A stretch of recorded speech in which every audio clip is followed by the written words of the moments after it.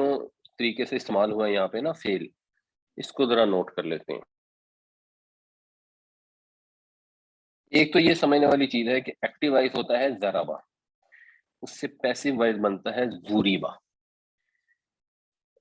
ضربا اس نے مارا، زوریبا وہ مارا گیا، یضربو وہ مارتا ہے، یوزربو اس کو مارا جاتا ہے۔ یہ سٹرکچر ہوتا ہے اور یہی سٹرکچر تقریباً ہر کیٹیگری کے اندر فالو ہوتا ہے۔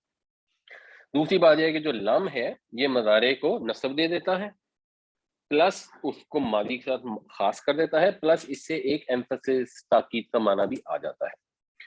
اچھا، الف تے یہ سے جو 3 حرفی فعل ہے وہ ہے اتا، وہ پہنچا یا وہ آیا، یاتی وہ آتا ہے، یاتونا وہ سب آتے ہیں، لم یاتو تو کیونکہ اس نے نصب دینا ہے تو یہ نون کٹ گئی، اور لم یاتو ماضی میں چلا گیا، یہ تھا وہ آتے ہیں، یہ ہو گیا وہ نہیں آئے یا وہ ہرگز نہیں آئے یا وہ آئے ہی نہیں، اس طرح کر کے اس کا مطلب بنے گا۔ تو یہ لم یاتو جو ہے یہاں پہ استعمال ہوا۔ اس کے بعد یہ جو عطا ہے اس کو جب باب افعال میں لے کے جائیں گے تو یہ بن جائے گا آتا۔ عطا وہ پہنچا، آتا اس نے پہنچایا، یعنی اس نے دیا، تو دینے کے معنوں میں یہ فعل آتا ہے۔ تو عطا آتا اس نے دیا، آتے تم نے دیا۔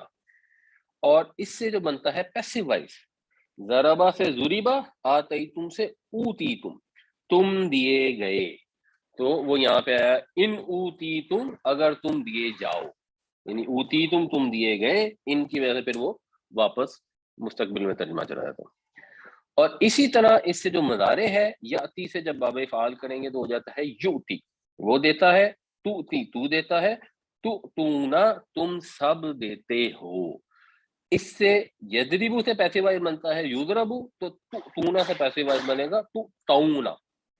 یہ درمیان والے لیٹر پہ زبر آئی ہے تو یہاں پہ بھی زبر آ گئی ہے، کیونکہ اوریجنلی تھا الف تے اور یہ، تو تے درمیان والا ہے، جیسے یہاں پر رے درمیان والا ہے۔